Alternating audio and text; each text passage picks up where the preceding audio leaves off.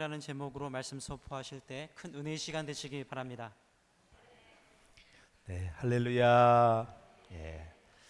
우리 산부 예배 오신 여러분 한 분 한 분을 주의 이름으로 축복합니다. 이 세상에서 가장 큰 힘은 사랑의 힘입니다. 오늘 설교의 주제와 너무 잘 맞아서 감사해요. 우리 시온 성가대 한 분 한 분을 주의 이름으로 축복합니다. 또 오케스트라 주 안에서 복이 있으시길 바랍니다. 우리 옆 사람과 기쁘게 인사하겠습니다. 오늘도 하나님의 음성을 들읍시다. 네.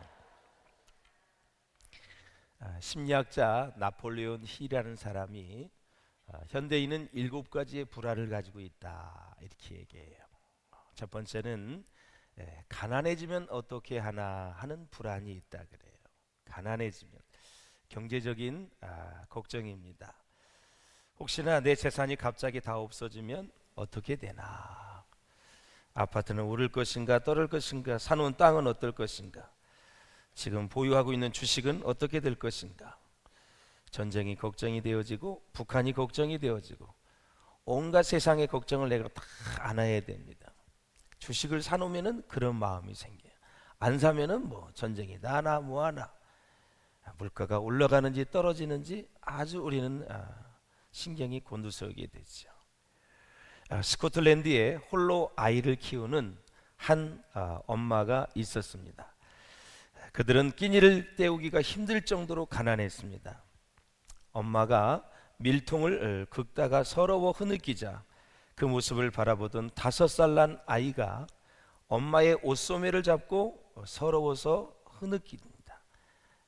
그래서 이제 물어보지요.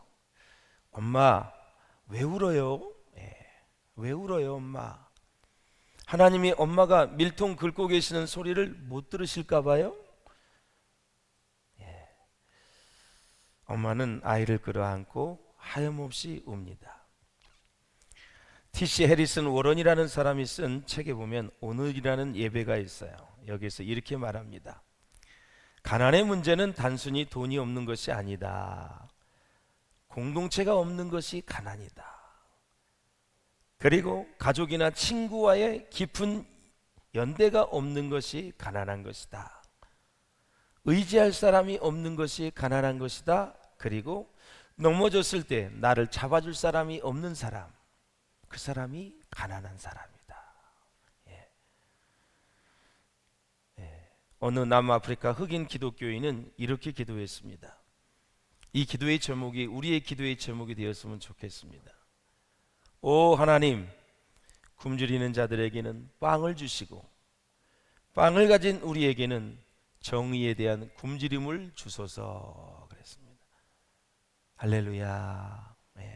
빵을 가진 우리에게 정의에 대한 굶주림을 달라. 샌더스가 얘기한 것처럼 정의는 거의 이제 나눔으로 분배로 그렇게 얘기를 많이 하는데, 바로 항상 빵을 가진 자는 나누어주는 마음을 갖는 거.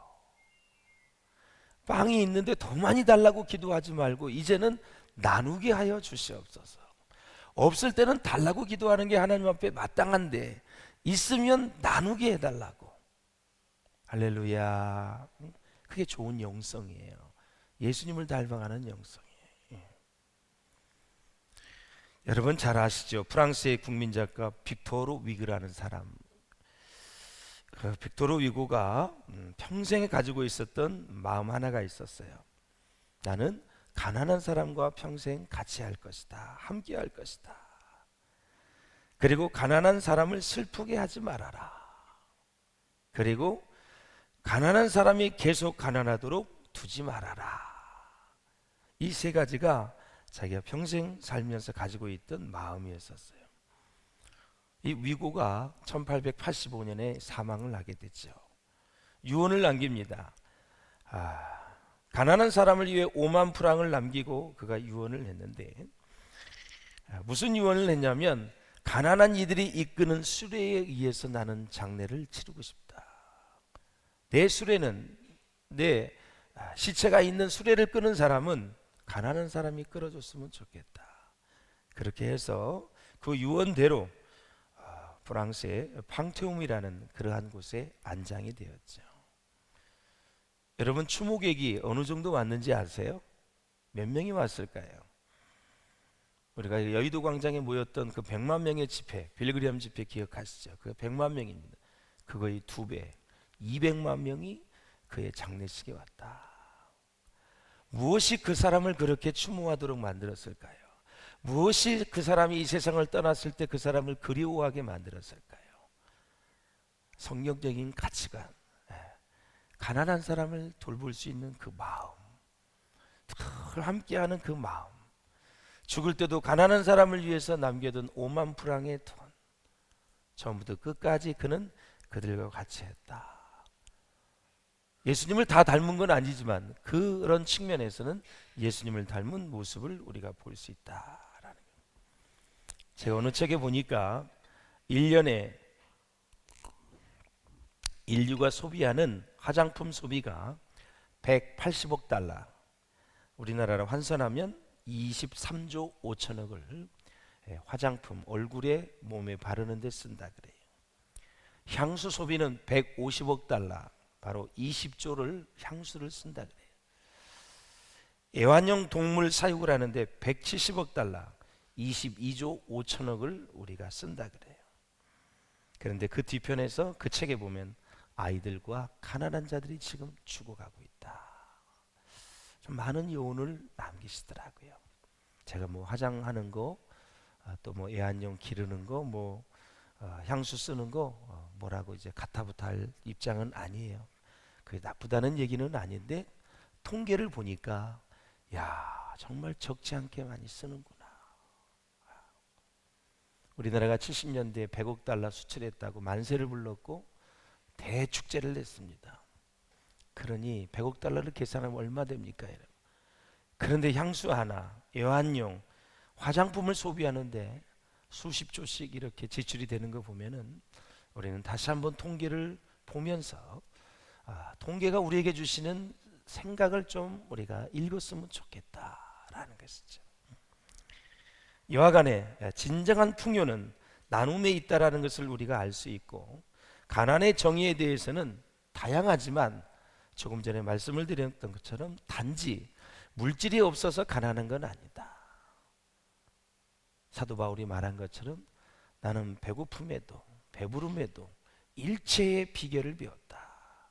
있는 바를 족하게 여기고 주신 바를 감사하는 사람.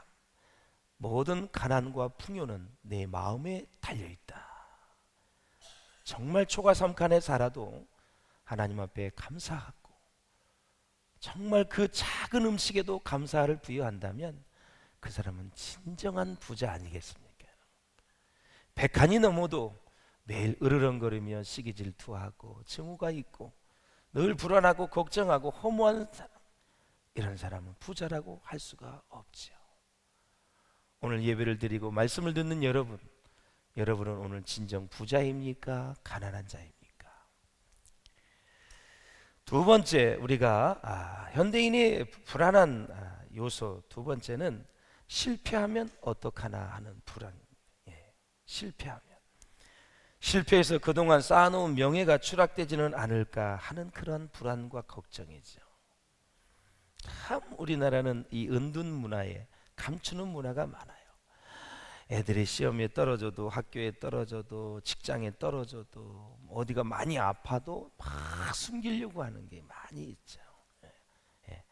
그래서 이제 좋지 않은 것들은 바깥으로 드러내지 않으려고 그러는 풍경. 목사님, 저까지 상담하면 목사님은 얼마나 피곤하세요. 그래서 제가 많은 문제가 있어도 목사님한테 안 갔다고 이렇게 얘기하고 그래요. 그럴 필요가 없는데 언제든지 뭐 지금 문자도 할 수 있고 통화도 할 수 있고 뭐 톡도 할 수 있고 다양하게 할 수 있는데 우리나라는 참 감추는 게 많이 있어요. 여러분은 어떻습니까? 몸도 많이 아프면 알리질 않아요. 그럴 필요 없지요. 알린다는 것은 중보기도자를 하나 더 얻는 거예요. 창피한 게 아니라, 부끄러운 것이 아니라. 기도의 유력을 아시나요? 기도를 들으시는 분은 하나님이세요. 나를 위해 기도하는 사람이 한 사람 더 늘었다는 거예요.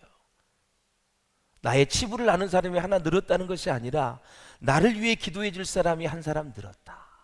얼마나 감사해요. 오늘 우리 하은이가 나왔네 보니까 반가워요. 예. 너무너무 반갑네. 예. 우리 황미상 권사님 정치를 잘하나 봐. 딸을 아주 그냥 잘 데리고 왔어요. 너무 감사해요. 응? 예. 실패하면 여러분 떨어질 수도 있고 사업이 안 될 수도 있고 질병에 걸릴 수도 있지요. 사람이잖아요, 사람. 그런 거에 대해서 실패에 대해서 불안감 갖지 않기를 주의 이름으로 축복합니다. 갖지 마세요. 아플 수도 있고 사고 날 수도 있고 사업이 안 될 수도 있고 하던 일들이 갑자기 잘 될 줄 알았는데 아주 실망할 수도 있지요. 그 상황에서 하나님의 메시지만 들으면 됩니다. 하나님의 이 일을 통해서 이 이벤트와 이 사건을 통해서 무엇을 듣기를 원하시는가라는 거죠. 이 온 몸과 온 영혼과 이 정신은 하나님의 소리를 들으라고 지금 우리에게 말씀하고 있는 거죠. 예. 세 번째는 질병에 대한 불안입니다. 감기만 걸려도 이 병이 깊어지면 어떡하나. 나도 모르게 혹시 내 몸에 암은 자라고 있지 않나. 거기에 대한 불안. 네 번째, 늙어가면 장차 나는 어떻게 되는 것일까? 노쇠에 관한 불안이죠. 나이가 들면 여기저기 쑤시고 아픕니다. 무릎도 아프고 모든 것이 눈도 침침하고 제가 어르신네들이 하는 얘기를 잘 귀담아 듣지 않을 때가 있었어요. 20대 30대 때 눈이 침침하다는 말이 눈에 안 들어왔어요. 요즘에 이제 뭐 책을 이렇게 보면 최소한 뭐 하루에 몇 시간은 봐야 되니까 목회자가 책을 볼 때 눈이 아프면 이제 늙은 겁니다. 정말 올드해진 거예요. 근데 20대 30대 40대 때는 목회를 할 때 뭐 10시간을 책을 봐도 괜찮았어요.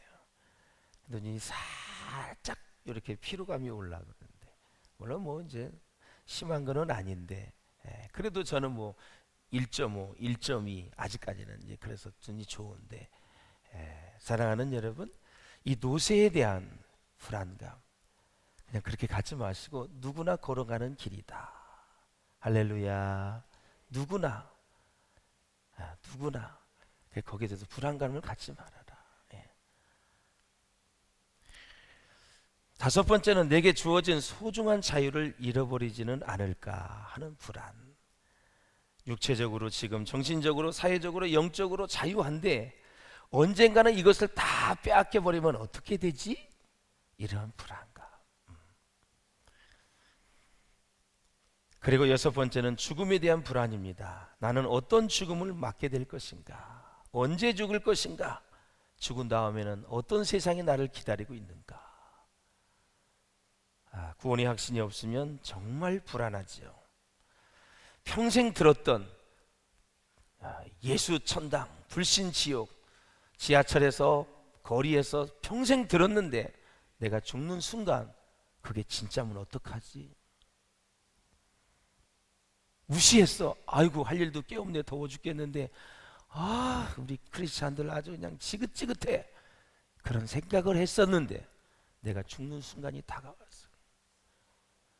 그 북을 치면서 다니던 그 사람이 예수 천당, 불신 지옥 했는데 이게 진짜 사실이면 어떻게 되지? 그 순간, 죽는 순간에 걱정과 불안과 두려움이 오게 되는 거죠. 그런데 전도하는 모습은 투박했지만 그 진리는 진짜입니다. 예수 믿으면 천국 갑니다. 안 믿으면 지옥 갑니다. 반드시 해결해야 될 문제, 구원의 문제를 해결하셔야 된다. 할렐루야. 일곱 번째 제가 드리고 싶은 말씀은 바로 이겁니다. 사랑의 상실에 대한 불안입니다. 내가 약해지고 어려워지고 병이 들게 되면 주변에 있는 사람들이 다 하나둘씩 떠나가기 시작을 합니다. 연락을 하면 불편해하고 귀찮아하고 반가워하지도 않습니다. 그래서 연세 드신 노인분들이 늘 저에게 얘기를 해요. 누구 하나 전화도 안 한다. 목회를 하다가 은퇴를 하고 나면 다 그 순간부터 연락이 끊어진다. 그리고 직접 전화를 하면 더 부담스러워한다. 이게 나이가 먹게 되면은 계속 주위에 사람이 끊어져요. 주변 사람이 떠나가고 자꾸 나에게서 사랑이 끊어져 나가는 것입니다. 고독하지요. 외롭지요. 예. 사랑이 식어지고 사랑이 떠나갑니다. 이것이 참으로 불안한 것입니다. 그래서 계속해서 우리가 이 세상에 살면서 사랑이 상실되지 않도록 서로 노력을 많이 해야 됩니다. 그래서 여성분들은 계속 사랑의 고백을 받으면 1000번 만번을 들어도 좋은 게 바로 그겁니다. 처음에 만나서 사랑해 고백하고 결혼해서 죽을 때까지 사랑해 고백 한 번도 안 하고 죽으면 그 여자애는 굉장히 불안한, 이제 적응해서 살겠지만 여성은 내 뼈 중에 뼈요 살 중에 살이라는 아담이 하와를 향한 그 고백을 평생 듣고 싶어 하는 것이 여성의 본능입니다. 하나님이 그렇게 만드셨습니다. 하나님은 사랑이신데 우리가 하나님의 형상을 입었기 때문에, 하나님의 남자의 갈비뼈에서 여자를 취해서 만들었기 때문에 여자는 사랑의 고백을 받아야 사는 거예요. 그래서 많이 우리 남성 여러분들이 해 주실 수 있기를 주의 이름으로 축원합니다. 아멘 하나도 안 하네요. 더워 죽겠는데 진짜 왜 그런 얘기를 하냐 이거지. 더운 거 아는데 더우를 식히려면 해야 돼. 하셔야 된다고. 자, 저만 보고 하세요. 좀 부끄러우면 저를 보고 하세요. 사랑합니다. 그렇게 하세요. 그게 뭐가 어려워요. 하세요. 창조의 원리대로 살아야 영이 살고 마음이 회복되고 치유가 되는 거예요. 남편에 대해서 늘 존경합니다. 당신 최고야. 어쩌면 그 일을 그렇게 잘해. 어떻게 돈을 잘 벌어와. 못 벌으면 어떻게 이렇게 못 버는 재주가 있어. 감사해. 너무 고마워. 내가 아껴 쓸게. 걱정하지 마. 죽지만 마. 다 인정해주고 사랑해주고 인정해주고 사랑해주고, 이걸 잊으시면 안 돼요. 그래 사랑의 상실이 안 오는 거예요. 사람은 뭔가 보이는 것에서 행복이 오는 게 아니에요. 제가 이제 2부 예배 때도 강조를 많이 했어요. 직장 생활에 당신이 사랑받는 비결을 내가 가르쳐 주겠다 이거죠. 일을 똑똑하게 처리하는 것도 중요하지만 그가 먼저 해야 될 일은 뭐냐? 관계를 잘 해놔야 되는 관계. 상사와 동료와 부하, 직원과의 관계를 잘 해놔야 돼요. 관계를 잘 해놓으면 부하가 좀 잘못해도 그냥 넘어갑니다. 그럴 수 있지. 근데 관계가 삐뚤어지고 일은 잘하는데 교만하고 택택거리고 잘 이게 아주 마음에 안 들어, 그러면 조금만 실수해도 꼬투리 잡습니다. 그럼 거기서 행복이 깨지는 거예요. 늘 다른 사람들이 여러분을 품에 안아줄 수 있도록, 이해해 줄 수 있도록, 조금만 실수해도 넘어갈 수 있도록 관계를 잘 해놔야 되는 거예요. 할렐루야. 비단 그것뿐만이 아니라 관계를 잘 하면 인사고과도 굉장히 높은 점수를 받고, 그렇죠. 인사고과 빵점 맞는데 즐거워할 사람이 어디 있어요? 관계를 잘하네. 관계 중요한 거예요. 관계가 깨지면 사랑의 상실이 오게 돼 있어요. 사랑하는 여러분, 부활하신 예수님께서 주의 천사를 통해서 오늘 에베소 교회에 말씀하시는데 무슨 말씀을 하신지 먼저 책망을 들어보겠습니다. 자, 4절을 같이 읽어보겠습니다. 시작. 그러나 너를 책망할 것이 있나니 너의 처음 사랑을 버렸느니라. 아멘. 5절을 봅니다. 5절 시작. 그러므로 어디서 떨어졌는지를 생각하고 회개하여 처음 행위를 가지라. 만일 그리하지 아니하고 회개하지 아니하면 내가 네게 가서 내 촛대를 그 자리에서 옮기리라. 아멘. 여기서 말하는 처음, 이 첫째라는 게 first를 얘기하는 거거든요. 시간적 의미에서 처음이 아니래요. 질적인 의미에서 처음을 뜻하는 말입니다. 이것이 헬라어로는 아가페 프로토스라는 말이에요. 처음 사랑, 가장 우선적인 거, 절대적으로 우선적인 거, 그 교회 생활에 가장 우선적인 거, 그게 사랑이다. 이거 사랑. 우리가 처음 만났을 때 그 사랑도 포함이 되지만 더 중요한 것은 어떤 가치보다도 가장 우선적인 거, 이 사랑을 에베소 교회가 잃어버린 거예요. 이제 구체적으로 볼 터인데, 자, 사랑이 근본이라는 거예요. 근본. 자, 첫사랑을 해보신 분은 알 것입니다. 첫사랑을 못 해보신 분도 있고 첫사랑과 결혼을 하신 분도 있을 수 있는데, 첫사랑을 하게 되면 뭐예요? 오로지 처음부터 마지막 알파고 오메가가 다 사랑뿐입니다. 사랑만 있으면 다 되죠. 아무것도 없어도 좋습니다. 부모님이 반대해도 조건을 따지고 학력과 재산과 모든 외모를 따져도 소용이 없습니다. 절대 귀에 들리지 않습니다. 사랑 하나면 그만인 것입니다. 한마디로 사랑에 미친 것입니다. 모든 것이 그래서 아름답습니다. 사랑의 눈으로 보기 때문에 항상 소망도 있고 모든 일에 긍정적입니다. 콩깍지가 씌은 거죠. 부족함도 다 덮어줍니다. 자, 베드로전서 4장 8절에 보면 뭐라 그랬어요? 무엇보다도 뜨겁게 뭐하라고? 서로 사랑할지니. 사랑은 뭘 덮어요? 허다한 죄를 덮느니라. 사랑하게 되면 다 덮어지는 거예요. 덮어지는 거예요. 사랑의 눈으로 보니까 작은 건 작아서 좋고 크면 커서 좋고, 실수가 재롱처럼 보이고 애교처럼 보입니다. 어쩌면 저렇게 귀여울 수 있을까? 사랑이 식어지면 어쩌면 그렇게 키가 작아 당신은? 키가 크면 어쩌면 그렇게 키가 몰대같이 키만 커? 이렇게 보이는 거예요. 그러니까 키 큰 사람이 키 작은 사람하고 결혼한 거는 사랑이 없이는 이루어질 수가 없는 거예요. 둘 중에 하나 사랑의 콩깍지가 씌인 거죠. 내가 보기엔 큰 사람이 씌워진 거지. 사랑이 있으면 실수도 애교처럼 보인다니까요. 그래서 직장생활, 사회생활 할 때 관계를 잘 해놓으셔야 돼요. 한 번 찍히면 좋은 마음이 안 가. 네. 부교육자도 한 번 찍히면 막 노력을 했는데도 잘 안 가. 근데 잘하면 다 패스야. 그냥 저 사람은 의도가 순수한 사람이야, 이렇게 해석이 되어지는 거야. 근데 한 번 찍히면 쟤는 태생이 저래, 이렇게 해석이 되어지니까 좋은 마음이 안 가는 거예요. 이 사람이 그래서 죄인이에요. 죄인. 예. 초반부터 관계를 잘해야 돼. 관계를 깨면 안 된다 이거죠. 응? 그리고 사랑은 그 속성 자체가 뭘 포함하고 있냐면 이해심을 포함하고 있어요. 사랑하면 이해를 잘합니다. 설거지하다가 그릇을 깨면 그럴 수 있지, 거기다가 얼마나 그게 미끄러운데, 근데 사랑이 있으면 깨면 허구한 날 그릇만 깨고 앉아있다고 또 이렇게 얘기하고, 완전히 관점이 달라지는 거예요. 사랑에 의해서. 사랑하는 여러분, 그래서 사랑은 나중에 소망이 생기게 되고 또 기다려주게 되기도 하고, 그래서 사랑에는 모든 긍정적인 에너지가 다 있는 거예요. 사랑에는. 그래서 제가 주례할 때 늘 강조한 게, 사랑이 식어서는 안 된다.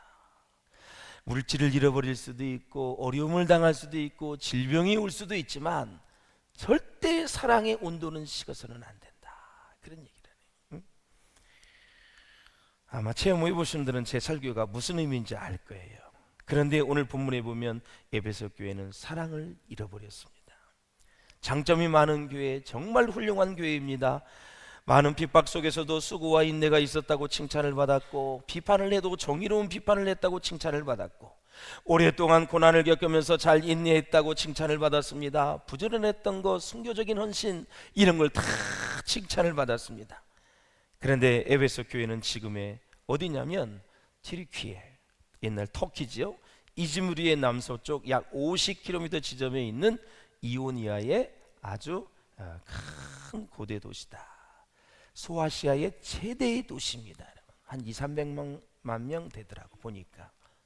그리고 소아시아의 꽃이다 이렇게 할 정도로 그렇게 귀한 큰 도시다라는 거죠.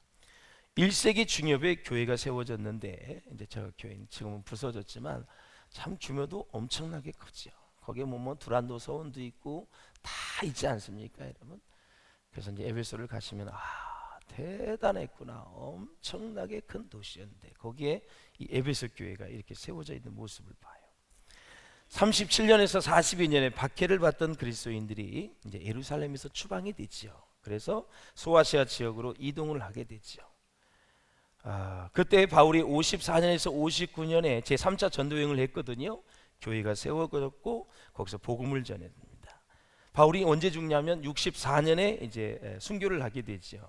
이어서 사도 요한이 뒤를 이어서 이 지역에서 목회를 하고 선교를 했는데 갈수록 초대교회의 모습을 잃어버리면서 교회가 쇠퇴해지기 시작을 했다. 특히 에베소 교회는 바로 사랑이 식어진 그런 교회의 책망을 받습니다. 그래서 본문에 보면 오른손에 7뼈를 붙잡고 7 금촛대 사이를 거니신 부활하신 예수님이 에베소 교회를 향해서 칭찬도 하고 책망도 합니다. 7뼈는 목회자를 얘기하는 것입니다. 7 촛대는 교회를 얘기하는 거예요. 그래서 이 목회자와 교회 사이에 계속 다니시면서 보시는 분이 예수님이시고 거기에서 책망도 하시고 칭찬도 하시는 분이 예수님이다. 오늘 본문에 보면 7별과 7 금촛대를 붙드시고 계신다 이런 표현이 나와요. 예수님이 목회자를 붙들고 계시고 우리 비전교회를 한국교회를 붙들고 계신다라는 것이죠. 세상의 대기업 그런 게 아니에요. 어떤 조직이 아니에요. 교회는 목회자는 예수님이 붙들고 계시고 예수님이 지금 붙잡고 계시면서 칭찬과 책망을 하고 계신다라는 거죠. 사랑하는 여러분, 우리 교회는 정말 사랑을 받고 칭찬을 받는 그런 교회가 될 수 있기를 주의 이름으로 축원을 드립니다. 사랑을 하게 되면 주고 싶고 도와주고 싶고 막 필요를 채워주고 싶은 것입니다. 사랑을 하면 늘 기쁩니다. 행복합니다. 가만히 있어도 웃음이 나옵니다. 요즘 그런 걸 경험하고 사시나요? 가만히 있어도 웃음이 나와요. 미친 사람이 아니라 진짜 주님을 사랑하는 사람. 에베소 교회가 회복해야 되는 것은 바로 처음 사랑이었다. 처음 사랑.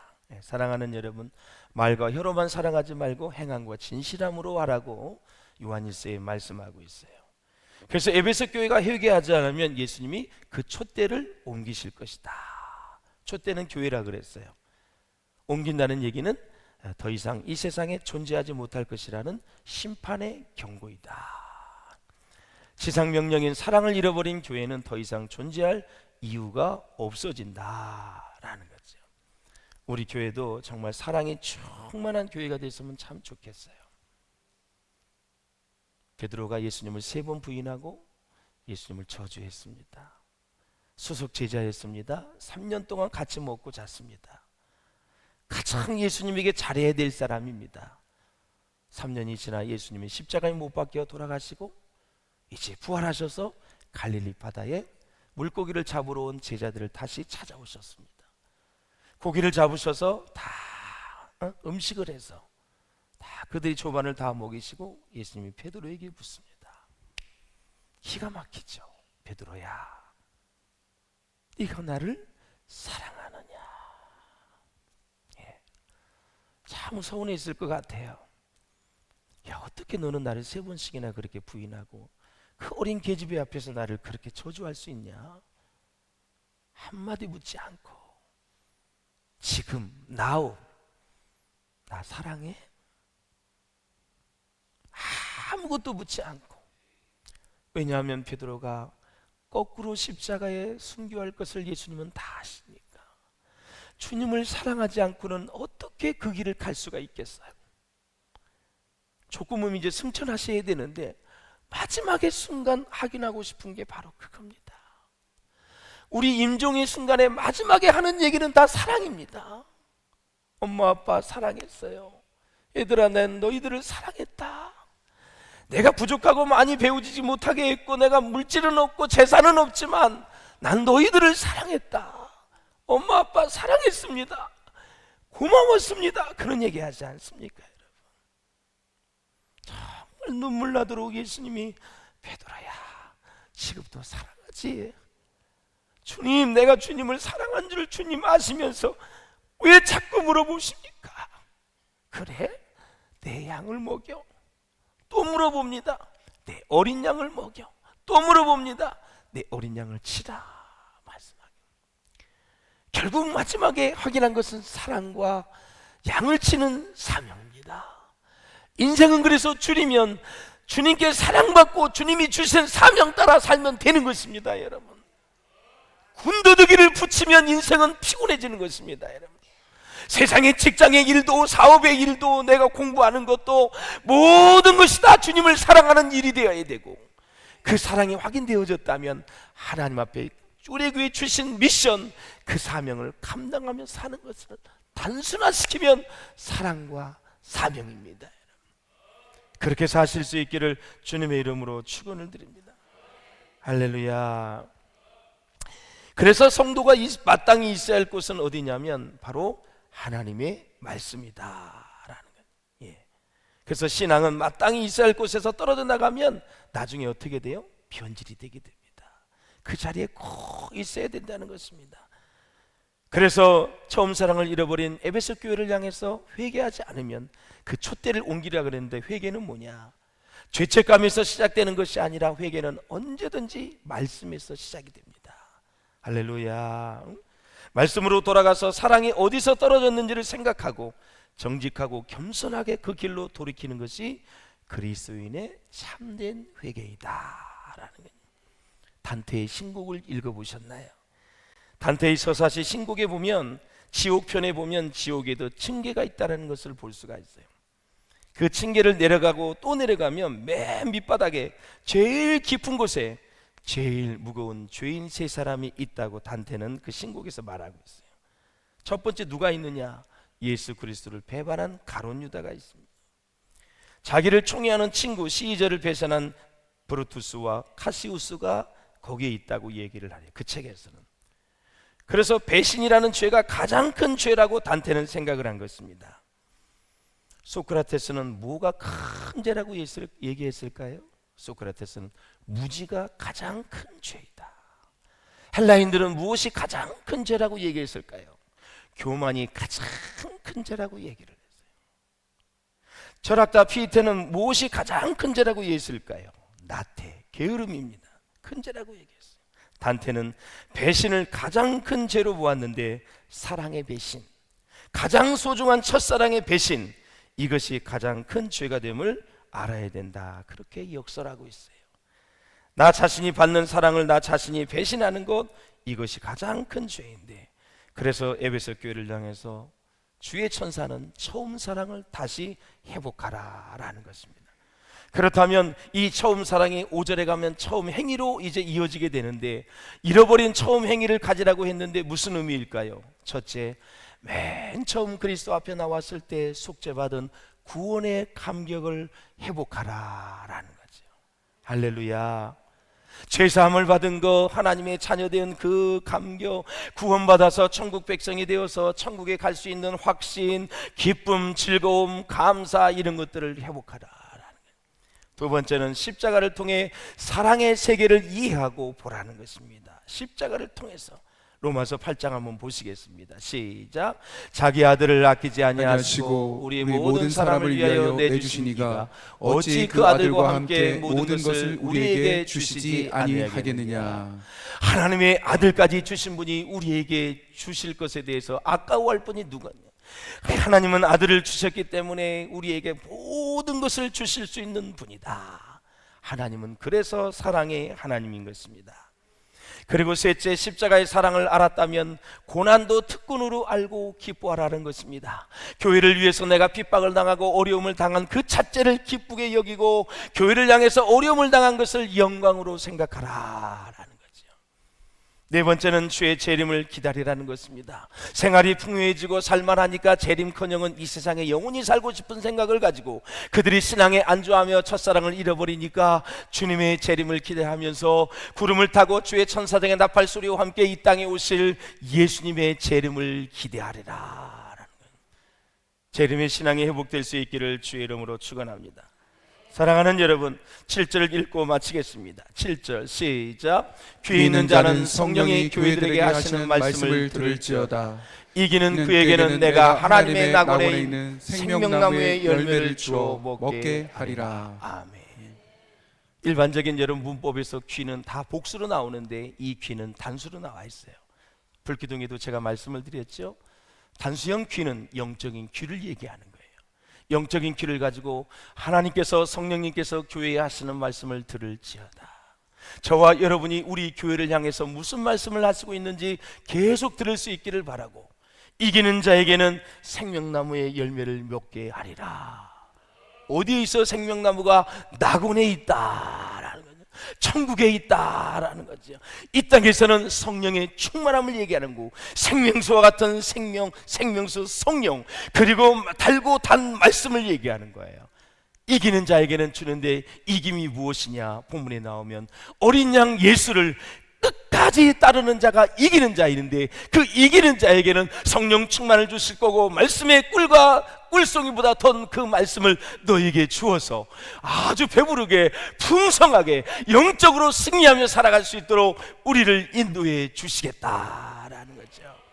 사랑하는 여러분, 가장 고귀한, 가장 근본된 사랑 없이 봉사하지 마시고 사랑을 가지고 봉사하고 헌신하는 우리 모두가 되어져서 하나님의 은혜와 사랑과 축복이 여러분 가운데 차고 넘치시기를 주의 이름으로 축원합니다. 기도하시겠습니다.